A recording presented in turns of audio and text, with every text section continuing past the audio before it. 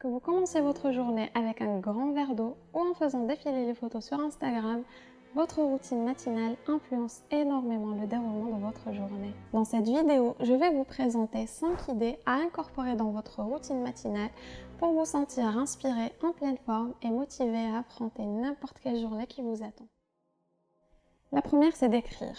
Et je sais que pour beaucoup de gens, ce n'est pas naturel d'écrire. Et on a souvent cette idée préconçue du journal intime dans lequel les ados racontent leur quotidien tragique. Mais écrire permet d'avoir une conversation avec soi-même et de mettre sur papier toutes vos idées et vos pensées qui n'arrêtent pas d'aller dans tous les sens et qui vous donnent cette impression d'être submergé par tout ce que vous voulez ou vous devez faire. La meilleure méthode, je trouve, c'est celle des pages matinales, qui consiste à remplir 3 pages d'un cahier chaque matin au réveil quand votre cerveau est encore un petit peu embrumé. Cette idée vient du livre Libérez votre créativité de Julia Cameron. Et selon l'auteur, cela vous permet de ne pas vous censurer et de ne pas être influencé. L'idée, c'est d'écrire, de se libérer de toute confusion, de noter toutes vos idées, bref, de faire un petit ménage mental. Inclure une petite séance de sport matinale vous évite de manquer de motivation en fin de journée après plus de 8 heures de travail. En plus, rien de mieux qu'une petite dose d'endorphine avant de commencer votre journée. Et par séance de sport, je ne parle pas forcément d'1 heure ou plus à la salle de sport avec un coach. Bien sûr, si vous pouvez le faire, tant mieux. Mais une petite séance de yoga pour commencer la journée en douceur chez vous. D'ailleurs, je vous recommande Yoga with Adriene ou bien 20 minutes de cardio. Et si vous n'avez vraiment pas le temps, il y a sur YouTube des vidéos de séances de sport de 5 minutes. Donc vous n'avez vraiment pas d'excuses. La méditation peut prendre plusieurs formes. Pour moi, la plus simple, c'est de me concentrer sur ma respiration pendant 10 à 15 minutes. Des fois, je suis une méditation guidée et d'autres fois, je mets une petite musique pour me concentrer dessus. D'ailleurs, je vous mettrai en barre d'infos ma musique préférée pour méditer. Et si vous voulez plus d'informations sur comment méditer, je vous invite à voir ma vidéo sur le sujet. Et il se trouve que le meilleur moment pour méditer, c'est après une bonne séance de sport. Donc, l'ordre dans lequel je vous présente ces idées n'est pas aléatoire. La quatrième, c'est de lire. Et quoi de mieux pour accompagner votre bonne tasse de café chaud qu'un bouquin? Personnellement, je n'aime pas lire des romans le matin. Je préfère faire ça plus tard dans la journée.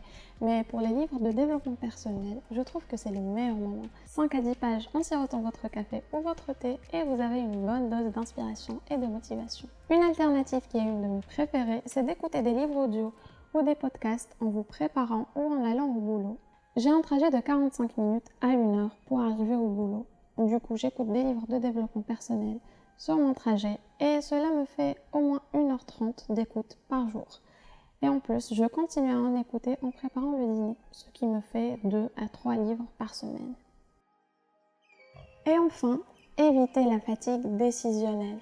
Si dès que votre alarme sonne, vous devez décider de quel petit déjeuner prendre, quelle tenue vous allez mettre pour le sport et pour aller au boulot, quel déjeuner emporter avec vous, vous allez avoir tendance à dormir un petit peu plus en retardant votre alarme pour vous réveiller en retard, en prenant des décisions hâtives, sans prendre de petit déjeuner ni démêler vos cheveux avant de sortir de la maison. Pour éviter la fatigue décisionnelle, c'est simple, vous devez limiter le nombre de choix que vous avez. Pour cela, préparez-vous la veille au soir. Prenez toutes les décisions que vous devez prendre avant de vous coucher et préparez tout ce que vous devez préparer pour ne pas vous sentir découragé le matin. Toutefois, je tiens à souligner que d'essayer d'incorporer toutes ces habitudes à votre routine matinale peut s'avérer accablant pour certains. Donc la meilleure chose à faire, c'est de choisir 1 ou 2 habitudes qui vous tentent le plus et d'essayer de les intégrer assez longtemps pour qu'elles deviennent des automatismes. Et quand vous les ferez naturellement sans y penser, vous pourrez passer à une autre habitude. Je pense que c'est le moyen le plus sûr et le plus efficace. Je suis sûre que vous avez déjà entendu parler de ces idées sans pouvoir les intégrer dans votre vie. Et c'est tout simplement car on dispose d'une énergie mentale limitée. Notre volonté est limitée. Et donc au lieu de prendre cette volonté limitée et de la partager sur toutes ces habitudes, il serait plus intelligent de la dédier à une seule habitude. Et une fois que cette dernière devient un automatisme et ne dépend plus de votre volonté, vous pourrez passer à la suivante. Donc voilà, ce sera tout pour cette vidéo. J'espère qu'elle vous aura plu. Et moi, je vous retrouve dimanche prochain pour une nouvelle vidéo.